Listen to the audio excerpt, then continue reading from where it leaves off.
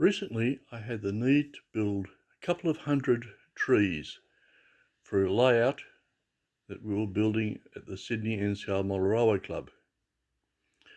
These trees needed to be somewhere between 30 and to 50 feet high, and they were what I call foreground trees. In other words, they're fairly close to the viewer and therefore needed to be as detailed as possible, but at the same time, because of the numbers, needed to be fairly easy to make. In this video, I'm going to show you how I made those trees. There's two versions. One, the highly detailed version, and one not as detailed, but when mixed with the detailed ones, gives an impression they were all the same.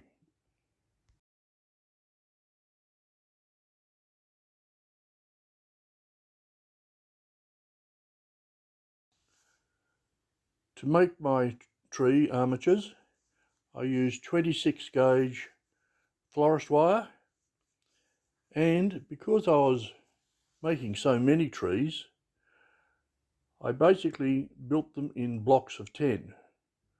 So for a 30-foot tree, I would cut lengths of 6 wires, so 60 wires to make up 10 trees. So in bundles of 6, I then put them together, bent them in half, and then twisted the bottom. I then planted the armature into a clamp just to make it easier to hold while twisting the wire. And it's then just a matter of twisting wires. As one or two come out of the group, I make them the branches. So twist a branch, it could be 1, 2 or 3 coming out as a branch. In some cases, the wire split into sort of 2 trunks, so I made it 2 trunks. There's no correct way to make these trees because trees are different. Every tree is different. So just let the armature go and twist the wire out. Leave about 3 or 4 for the top knot. That's all you need.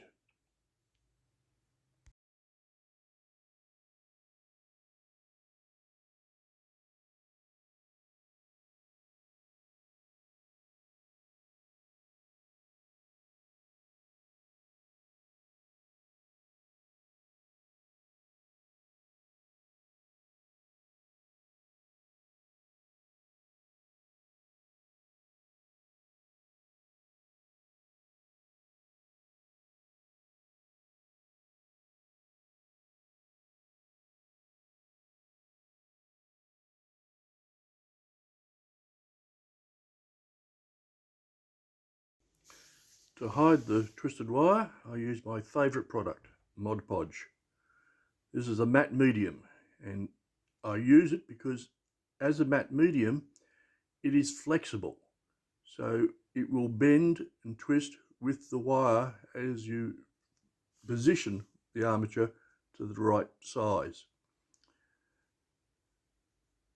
Before I start painting the wire, I trim the trees to the shape that I want and get the branches roughly into the position that I would like to have them at the finish.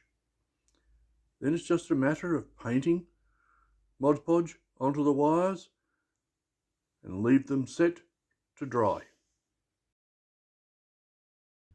Sometimes, after allowing the drying, I find I may need to repaint the wire, but it's just a matter of repainting it, adding more Mod Podge to the armature, and it's all done.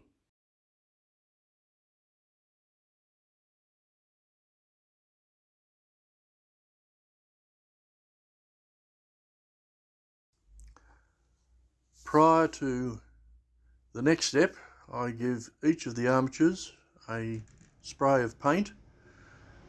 For the smaller trees, I use just a simple brown paint to give it the texture of timber.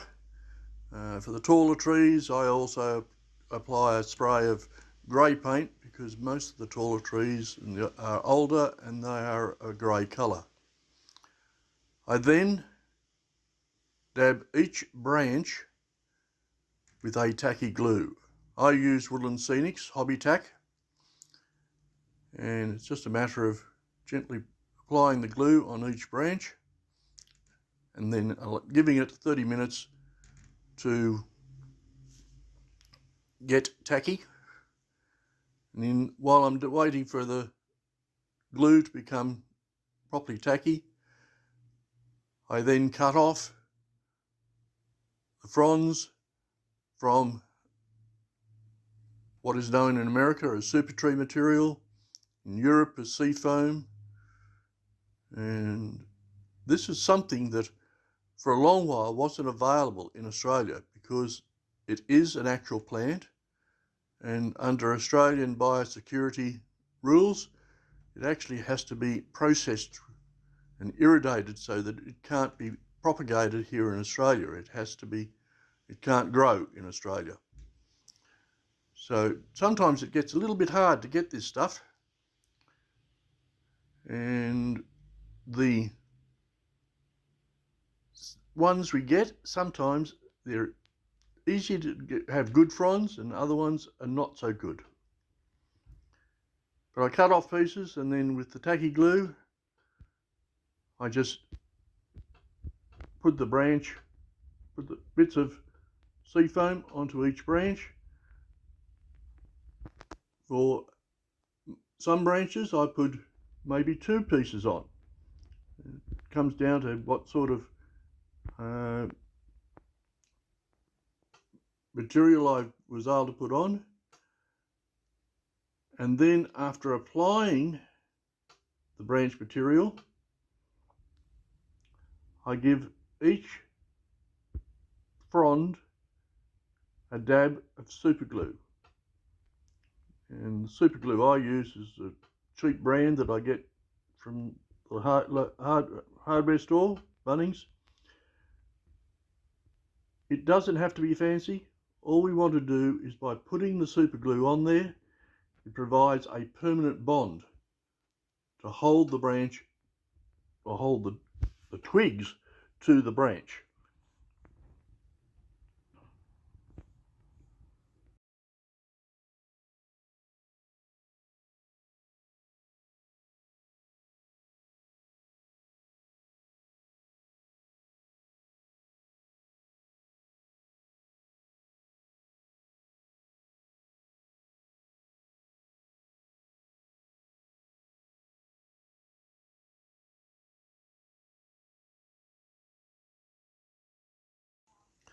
The next step is probably the easiest, although it is by far the messiest step. As you can see, I'm dabbing with a paintbrush, Mod Podge, well it's not, it's a mixture of Mod Podge and water, 50-50. And I found that applying the glue to each of the fronds from the super tree material, it's easiest to do this with a brush than it is to spray. I have tried spraying the glue on, but that ends up with even more mess because the glue goes everywhere and it goes onto sections of the tree that you don't want the glue to be on, i.e. the trunk of the tree. Having then put the glue on, it's a matter of just scattering leaf material over the trunk, over the branches. And because I've only done the very ends of the branches, the leaves aren't sticking to the trunk of the tree. I use leaf material from Scenic Express, Knock, in Australia, ground up. And if you're not happy with one, you can always apply a second coating.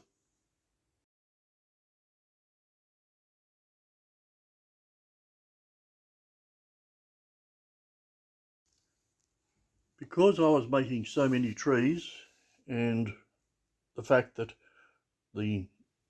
applying the super tree material takes quite a bit of time, I had an alternative to foliate the trees, and this is using polyfibre.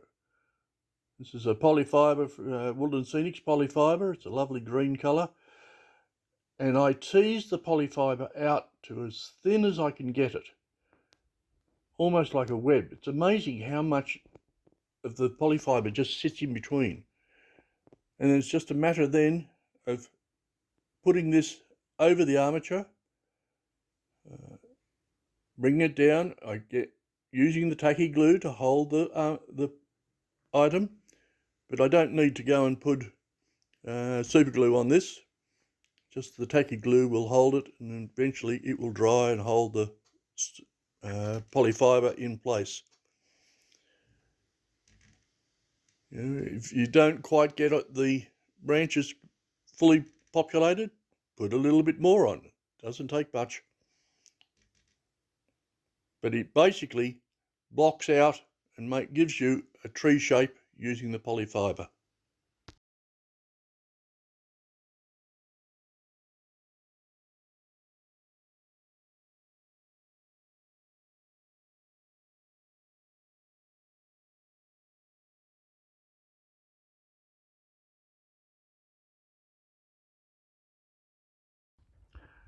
Again, as with the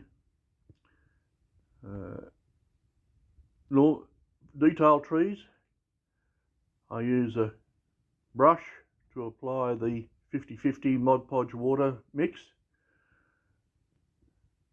and it takes a little bit more to apply this because the polyfibre is a little bit porous, but you don't need to make sure it's covered. Just dab it on. It's not as though it has to be accurate, because there are gaps in leaves in the trees, so expect you're not getting 100% cover on these trees. You want partial cover. And again, just dropping the scattered material over the tree, and you end up with, again, a good looking tree.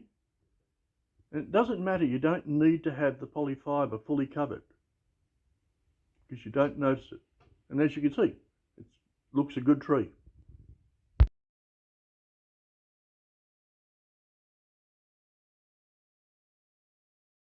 Once all the trees have been made, it was then just a matter of planting them into the layout. And I added some bushes underneath the trees to fill in gaps, but it gives me the view that I wanted, and to a large degree duplicates my prototype.